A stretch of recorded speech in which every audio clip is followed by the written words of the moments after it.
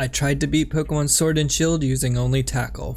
Why did I put myself through this? Hey guys, Throw here, and welcome back to another video. In today's video, I'm going to be taking on Pokemon Sword and Shield and seeing if I can beat it only using Tackle. Everyone likes to say that these new generation games are super easy, so why don't we just make it as annoying, as hard as possible by using the worst move in the game. I'll be specifically playing through Pokemon Shield because Alistar exists in this game and Ghost types and Tackle don't really mix too well. So why not we play the harder game and see how we can do with that. So the rules for this challenge, they're pretty simple. Obviously you can only use Tackle, and that means no struggle. So if I run out of PP with Tackle, I have to switch out or do something because I'm not allowed to struggle, or if it gets disabled, I need to switch out and make sure not to use that. Besides that, I also want to stay around the trainer's levels as much as possible, not being super over leveled. By the end of the game, be like level 90 or something ridiculous.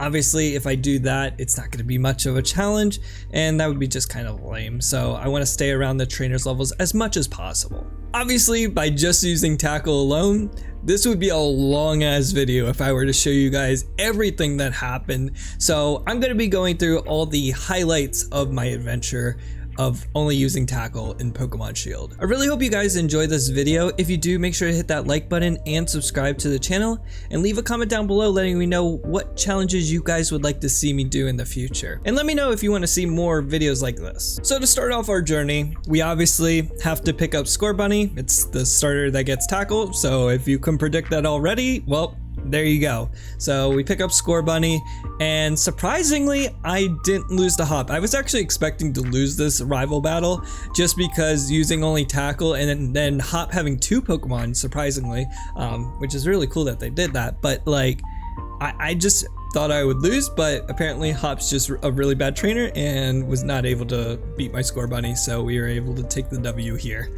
pretty easily. Now Scorbunny's not too bad of a Pokemon to start out the game with. It has pretty decent attack and will last me a fair bit throughout this series and do really decent damage, but obviously if I'm using Tackle, I need a normal type Pokemon because I want that stab. I want to be able to do as much damage as possible with Tackle, and something you'll see consistently throughout my entire team is I want to have bulk, because if we're doing very little damage, I want to be taking as little damage as possible so my Pokemon are staying alive and I'm not throwing hundreds of thousands of potions out like all the time.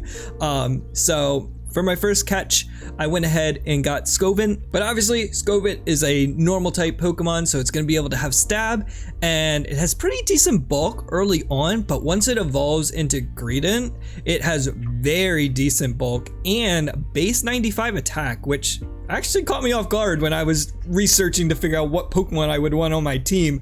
I was like, 95 attack? Why did I use this in my main playthrough? So Scorbunny and Skwovet carry me pretty far throughout the beginning here, and I get through the cave up to the rival battle with Beatty, and I gotta be honest, I was expecting a little bit more of a challenge in the cave, but it was still annoying, obviously, because of the rock types, but I got really lucky that apparently most of the rock types in the place that I battled have weak armor, so every time I hit them, its defense got lowered, so I was actually pretty feasible to get through. When it comes to the actual rival battle versus Beatty, Skwovet basically just carried me through the battle.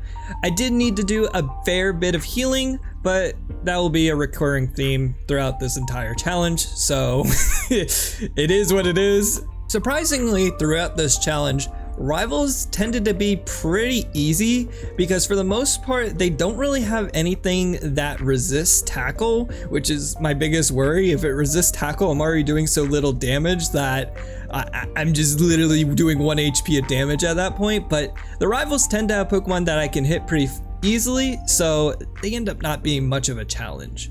So after the rival battle with Beatty, it was time to catch the most important Pokemon for this playthrough, and that's Ferroseed. Ferroseed is a godsend for this playthrough, especially considering Tackle is never going to do good damage against rock and steel type Pokemon especially. So I need a Pokemon that can figure out a way to do some damage to them, and Ferroseed and Ferrothorn are going to do the trick for me because they got the amazing ability of Iron Barbs, and it's going to be so useful to be able to do more damage than what my tackle can. By as long as they hit me with a physical move, then I'm going to be able to deal out at least a little bit of damage to them, more than I would with tackle. And also later on in the game, we obviously can pick up a Rocky Helmet, and that's going to turn Ferrothorn into a monster for this run. So this is a must-have Pokemon for doing an only tackle run in Pokemon Shield. And if I didn't pick up this Pokemon, you'll see in a little bit, I actually probably would have lost. So for the first gym battle against Milo, Scovent was able to easily take out Glossiflora with no problem, and then I switched into Ferroseed because Dynamax, Eldegoss, no thank you, don't want to be taking all that damage. So Ferroseed is able to easily bulk any of the damage that Dynamax Eldegoss was going to try and do. And then once it reverts back to its normal form, it is able to take out my Ferroseed and Scovent, but I was able to finish it off with Reboot and end that battle for good. Now in a normal playthrough of Pokemon Sword and Shield, I wouldn't have to really comment on this battle, but since we're doing an only tackle run, this Team Yell fight actually was a bit of a worry. The second grunt ends up having a Sableye, which is obviously a ghost type, and if I hadn't gotten Ferroseed when I did, I would have had to PP stall this Sableye until it struggled out. And I don't even know if at the levels I was at, if I would have been able to take enough hits or had enough healing to be able to beat it. I probably would have been able to, but having Ferroseed is just a blessing. Iron Barbs, it uses Astonish, which is a physical move, and Iron Barbs is able to take out the Sableye. So on our way to Nessa's gym, we ended up evolving Scovent into Greedent, which surprisingly is super strong and does crazy work against Nessa. Considering its 95 base attack and it evolving so early, Nessa was not much of a problem. Greedent was able to take out both Goldeen and Arrokuda, and then I again switched in Ferroseed to bulk the Dynamax Dreadnought, which was a bit scary to be honest, but Ferroseed, just a tank. And I actually thought that the Iron Barbs damage would do damage while Dreadnought was in Dynamax form, but turns out max moves, I didn't know this, don't make physical contact with the Pokemon, so Iron Barbs wasn't able to do damage until Dreadnought was out of its Dynamax form. So what I ended up doing was a broad ingredient to try and do some damage, but Razor Shell was just getting crits and defense drops and being annoying and took out my ingredient, so I had to bring Ferroseed back in to finish up the Dreadnought with Iron Barbs and Tackle. So this battle is a little bit random to be showing you guys, but I don't know if I could have played this like better or what, but this trainer in the cave going towards the third gym ends up having Onyx, and you wouldn't think it would be that much of a problem, but it has Curse, and it doesn't have any physical moves that make contact. It just kept using Rock Throw. So eventually this thing was so bulked up, so much attack, that it was doing massive damage to me, and I was hitting at 1 HP at a time trying to take out an Onyx. Not the funnest battle. I ended up actually getting it to struggle. That's how long this battle took. It literally took almost as long as the entire Nessa fight.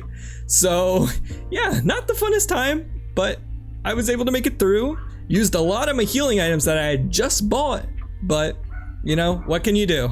So next up is a rival battle versus Marnie. Again, like I said previously, rival battles aren't much of a challenge, so I won't be talking about most of them throughout this whole video. But Marnie was a little bit of a challenge this time because she had 2 fighting types, and at this point I still only had Ferroseed and I didn't have Rocky Helmet yet, so it's hard to bulk fighting type moves. Obviously Scovent's not gonna take it, and Reboot doesn't have that much defense, so yeah.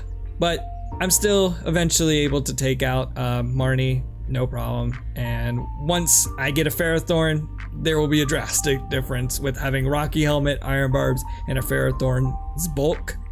then fighting types aren't as much of a challenge. But at this point in the game, it was a little bit of a challenge. So next up we have Kabu, and the plan for this battle was to let Greedent do the work with a couple X attacks to boost its damage. The only problem was that Kabu just really wanted me to be burned, and I didn't appreciate it one bit. I was able to play around it and take out both Ninetales and Arcanine with Greedent not being still burned, thankfully.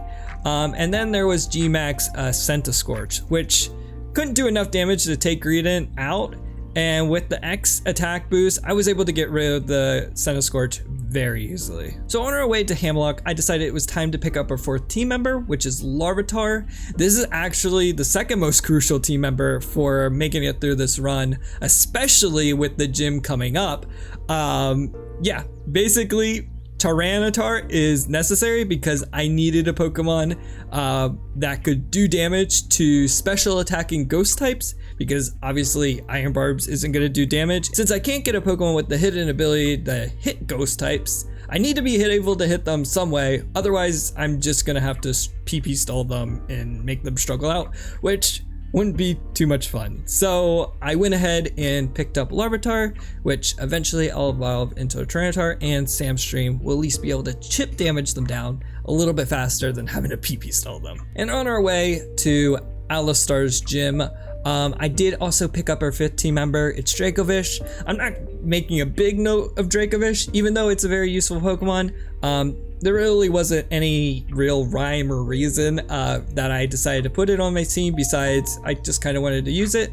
It learns Tackle, it has good attack and some decent speed, and I wanted a little bit speedier Pokemon, but it does still have some bulk, so it sort of works out. So I just decided to throw it on the team. Also, it doesn't have a fighting type weakness, which you'll see is kind of a problem for the team I decided to go with. Obviously, before going into the gym, we had to pick up a Rocky helmet, and I did make a little bit of a mistake on the first trainer battle in the gym. I hadn't evolved my Larvitar into a Tyranitar yet. It was only a Pupitar, and so it didn't have Sandstream yet, and I got cocky thinking, oh, I could deal with the trainer battles at least before I spend the time grinding it up to get it into Tyranitar, which I didn't realize was going to be level 55, which is ridiculous, but we had to do it, otherwise this gym was going to be obnoxious as hell. So I went into the first trainer battle, and of course I ran into a Pumpkaboo that only had special moves, so I ended up having to waste an eternity PP stalling it to get it to struggle to finally take itself out. But eventually we make it to Alistar, where we have our Tyranitar trained up to level 55. So yes, this is the one point in the game that I have trained up my Pokemon way too high level, but this is literally the only way to make this battle feasible. Otherwise, I'm gonna have to PP stall it, and I didn't want to waste like a good hour battling Alistar when I know I can beat it if I just have Sandstream. Obviously, being level 55 doesn't really help me if I can't even use any of my moves against it, so it's only me using the ability. So you can knock that against me. Maybe you guys can come up with a better strategy in the comments down below, but this is what I went with. Yamask and Mimikyu luckily had physical moves, so I could use my Ferrothorn with Rocky Helmet and Iron Barbs to do damage. The only issue was Yamask has Disable, and I needed to avoid attacking when Tackle was disabled, otherwise I'd end up using Struggle, and that's against our rules. So I kept switching out to Greedent and back into Ferrothorn until Yamask was defeated. Corsola is a bit annoying because it only had special moves, so I could only really damage it myself with Sandstream on Tyranitar, but it had Curse and kindly decided it was going to use it at pretty much every turn and take itself out rather quickly. So thank you, Corsola. And then finally we had to deal with Gigantamax Gengar, which of course had all special moves except for Payback, which it never wanted to use at all for me until the very end, when it was pretty much already gone because of Sandstorm. Thanks, Gengar. I really appreciate you wasting my time. I thought, oh, okay, this won't be that bad. No, it just didn't want to use Payback at all. But after a lot of reviving and a lot of healing, I was able to beat Alistar, and this is the one gym leader that literally could have made or break this run, but I was able to get through it. So the next few gym battles were rather easy, so we'll speed run through them. The only worry with Opal was Mawile because steel types love to eat up tackle, but since it's a physical mon, Ferrothorn may quit work of it, and G-Max Alcremie, like most G-Max mons going forward, is a simple case of stalling out the G-Max form, then laying in with tackles. Melanie and Pierce were very similar, where most of their starting mons were physical, so Ferrothorn took their damage and output a ton with Rocky Helmet and Iron Barbs, and then I would just stall out their G-Max mons and that would be it for them. And then we made it to Raihan, the final gym leader, which was a bit annoying because he's using ground and steel type Pokemon that are relatively bulky, so they took my hits relatively well and didn't want to hit my Ferrothorn with physical moves, which I didn't like at all. You know, just use your physical moves, please. I don't want to have to take 5 years take you out with tackle. But eventually I got Raihan down to his Duraludon, which again I had to stall out its G-Max form so that it would start using moves that would make direct contact with Ferrothorn, because otherwise Duraludon just eats up tackles all day long and could put out a bit of damage considering it had Body Press, which is a fighting type move, and my team just hates fighting types in general. So finally, after completing the 8th gym, we're finally able to get our final team member, which is Pangoro, with specifically Scrappy. I probably could have gone through the rest of the game without getting Pangoro, but I was determined to have a full team and finally have a Pokemon that could actually hit ghost types with tackle. You know, this series isn't use Iron Barbs and use Sandstorm to beat everything. Obviously they're helpful, but I want to be able to hit ghost types with tackle to make it feel like, okay, I'm actually able to beat this entire game with tackle. If I really wanted to min-max my team, it would have been smart for me to get a Snorlax with Thick Fat if I really wanted to go through it, at least a Snorlax, to replace Greedent, because Snorlax has Superior Bolt and physical attack, but Greedent had made it pretty far throughout this series, and I kind of grew a little bit attached, and I didn't want to just box him. So decided to stick it through with Greedent, and I'm happy I made that choice. So to start off the Champion Cup, we have Marnie. The main issue with her is the amount of fighting types and fighting type moves, but luckily Ferrothorn has monster defense and can tank most fighting types and deal great damage with Rocky Helmet and Iron Barbs. Obviously fighting types are going to use physical moves, and as long as they make contact, they're taking a buttload of damage. And Dynamax Grimmsnarl was not a match at all for Ferrothorn. It was made to look like light work. Next up was Hop, and honestly, Hop just looks pathetic against my team because most of his mons are physical attackers, so he literally just takes himself out against Ferrothorn. Even Corviknight just takes itself out, and it doesn't even matter that it's a steel type. So again, just another easy match for me at this point. And this is the point in the game where I kind of got a little bit depressed because apparently all of the Macrocosmo grunts want to have steel types. Apparently that's their thing. And of course, I'm using tackle over here, my little normal type tackle with its base crap attack power. And so they were just eating the crap out of it. So again, I had to rely on Ferrothorn to do the extra damage, and honestly just had to be patient. Sometimes they wouldn't go for physical attacks, or they didn't have physical attacks. So this part of the game took me a fair bit of time, but eventually we made our way through all the grunts and made it to Alina. Now Alina's probably the one specific battle that I hate, and it's literally because she just decided she was going to hax me with Frostlass and be the most annoying asshole in the world, because all the Frostlass kept doing was using Will-O-Wisp to burn my Pangoro and then would double team. So pretty much 90% of the battle was me dealing with her Frostlass, praying to the Hax gods that I could hit the damn thing and finally take it out. Eventually I was able to, and the rest of her team was pretty easy to take out since luckily she didn't have any steel types. Thank you, game. Thank you for not making her have steel types as well.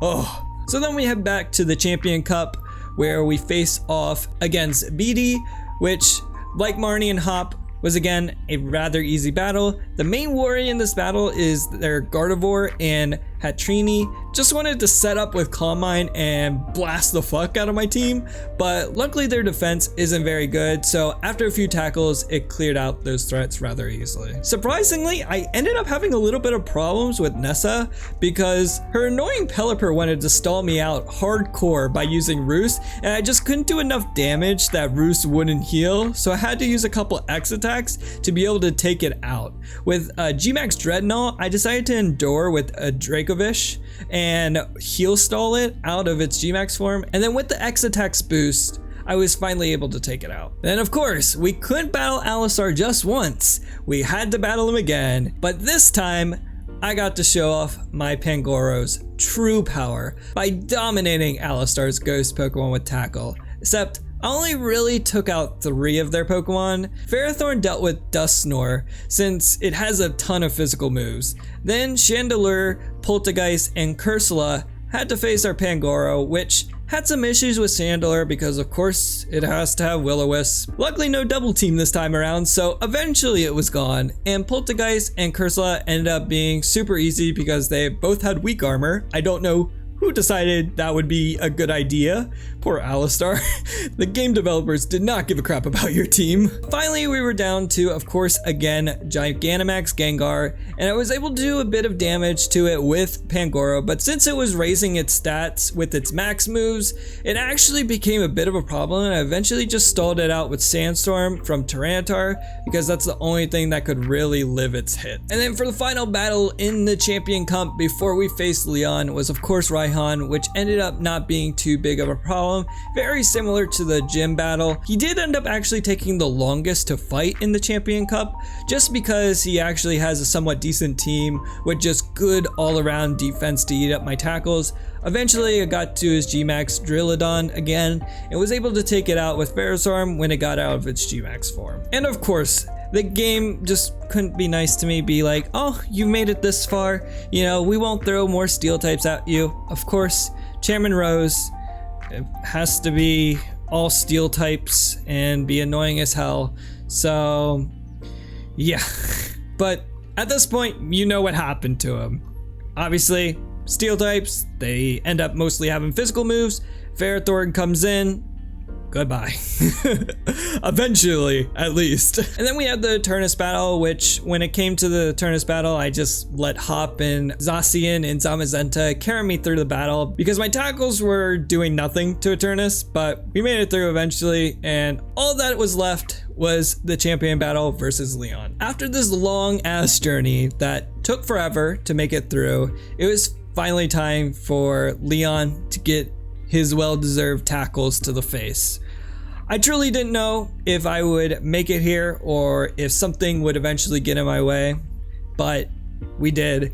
So to start off the battle, we have Aegislash, which actually has mostly special moves, but of course the one physical move that it has is Ferrothorn's weakness, which was Sacred Sword. That's a fighting type move, and it makes physical contact, so Ferrothorn's bulky, he can eat those. So Aegislash made a bad mistake there and ended up taking itself out. Next up was Dragapult, which I had to use Pangoro to defeat. I set it up a bit with some X special defense and then 2 X attacks. I wanted Pangoro to be ready to do some work, so Dragapult was basically made useless with the X special defense, and a few tackles took it out. And then next Leon sent in his Haxorus, which was actually doing a decent chunk of damage. I didn't expect whatsoever because I had just used an X defense, but with a bit of healing and obviously no luck with it hitting itself in confusion because I just don't get luck apparently in Pokemon, but I was eventually able to take it out. Next up was Inteleon, which was quick work for Pangoro since his attacks did nothing to me and my tackles did a bunch to Inteleon because it has no defense whatsoever. And finally, we were down to Leon's Gigantamax Charizard, which Pangoro with its X special defense was actually able to take a max airstream, which I didn't expect, but I was like hoping and praying that he would be able to, because it would be cool if I would be able to beat this thing with Pangoro. So I went for it and he did take it. So I was able to stall out the G-Max form by just healing up Pangoro. But it just, there was no way I was going to be able to take this thing on with Pangoro, so I decided to switch in Tyranitar, who could eat any move that Charizard wanted to throw at me, so I could slowly take it out with Tackle and Sandstream and finish the champion battle. So that's how I was able to beat Pokemon Sword and Shield using only Tackle. This challenge ended up being a lot more annoying to complete than I thought it would, but I was able to make it through, and I'd totally be up to trying to do this challenge in other Pokemon games in the future if you guys would be interested in that. Just let me know down in the comment. I definitely have a ton of ideas for different challenges I can do in the future besides playing through the game with Tackle. And so if challenges are something that you are interested in, or if you're just interested in Pokemon discussions about upcoming things in Pokemon, or just general Pokemon talks, that's kind of the content that I'm looking to produce on this channel. So if you're into that, make sure to hit that like button and subscribe if you haven't already. And yeah, that's gonna be it for this video, and stay tuned for more.